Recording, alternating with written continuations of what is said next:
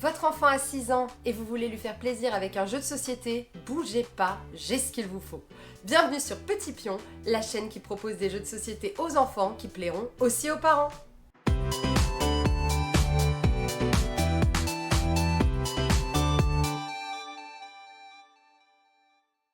Si vous avez des souvenirs de parties très chouettes mais interminables de petits chevaux, alors j'ai une alternative plus courte et très fun à vous proposer, c'est Escargot Prêt Partez. Dans Escargot Prêt Partez, votre but c'est d'amener vos 3 escargots vers le podium des 3 premiers arrivés. Vous allez vous balader sur un plateau ici, mais aussi tout autour de la boîte, car les pions sont aimantés.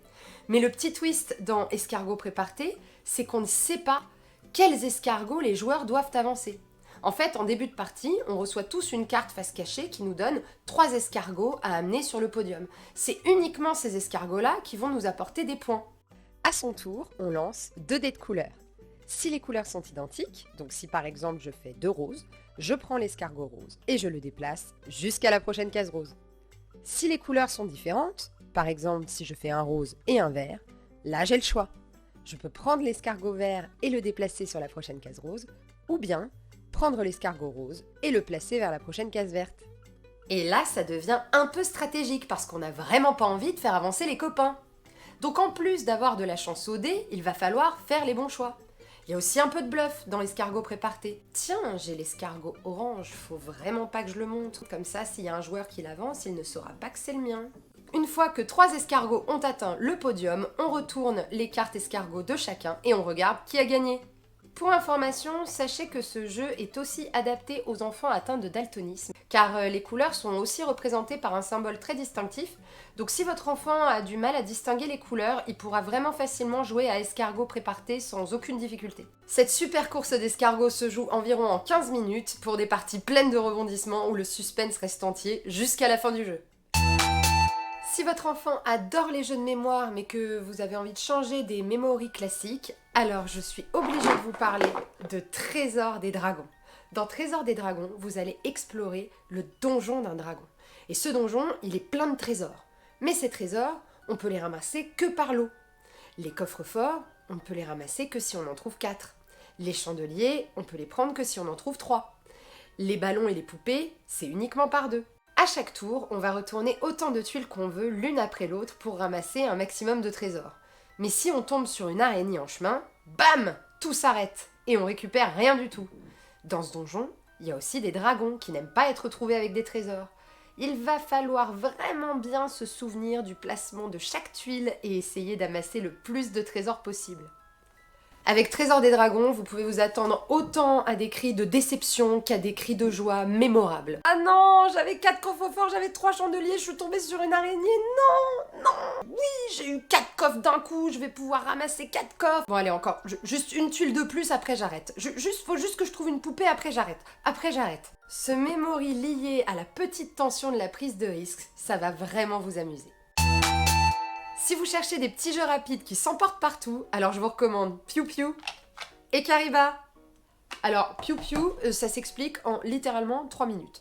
Dans Piou Piou, on est dans un poulailler et le but du jeu c'est d'être le premier à avoir 3 poussins. On a 4 cartes chacun et à chaque tour, soit on jette une carte, soit on pose une carte nid, une carte poule et une carte coq pour avoir un œuf, soit on pose 2 cartes poule pour faire éclore un œuf et du coup avoir un poussin, soit on pose une carte renard pour voler un œuf à un autre joueur. Le premier qui a 3 poussins a gagné. Voilà, c'est juste ça, Piou Piou, c'est pas autre chose, c'est tout bête, mais on y rejoue, on y retourne, on adore. Pour Kariba, on est sur des parties à peine plus longues. Kariba, c'est 15 minutes de partie, Piou Piou, c'est 10 minutes. Et dans Kariba, en fait, on est dans la savane. Et on représente des animaux de la savane qui vont venir sur un point d'eau. Mais sur ce point d'eau, les animaux vont vouloir venir boire de l'eau tranquillement. Sauf que certains animaux font peur à d'autres animaux. Et ils les chassent. Et on récupère leurs cartes. Les éléphants font peur aux tigres, les tigres font peur aux girafes, les girafes font peur aux souris, et les souris font peur aux éléphants. Dans ce jeu de bataille tout joli, il va falloir jouer malin pour récupérer un maximum de cartes et devenir le roi du point d'eau.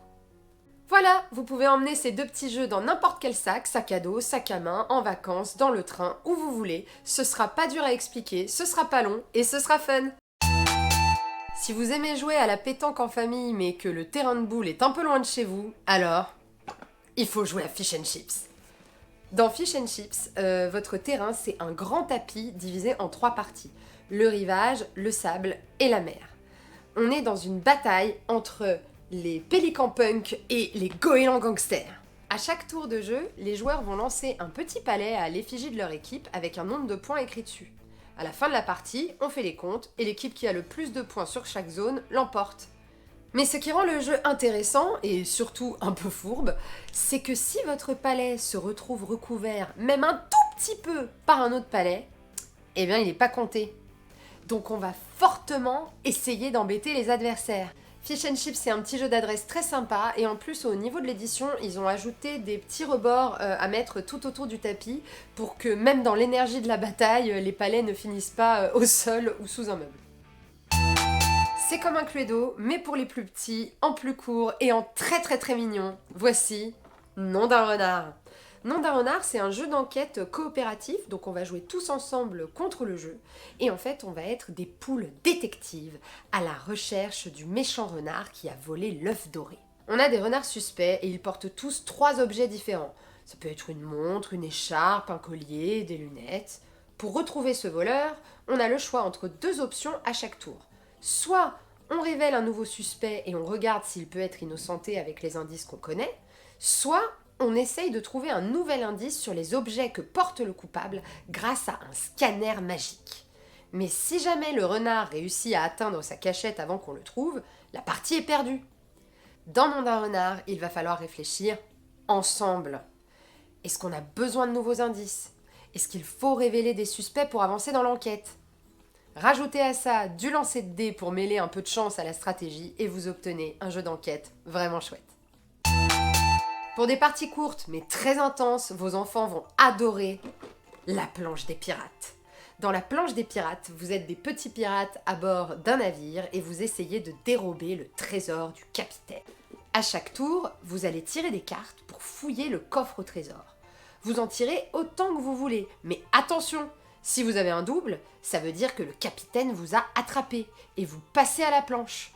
Mais si vous vous arrêtez de vous-même avant de tomber sur un double, vous pouvez mettre des caisses au bout de la planche de vos adversaires.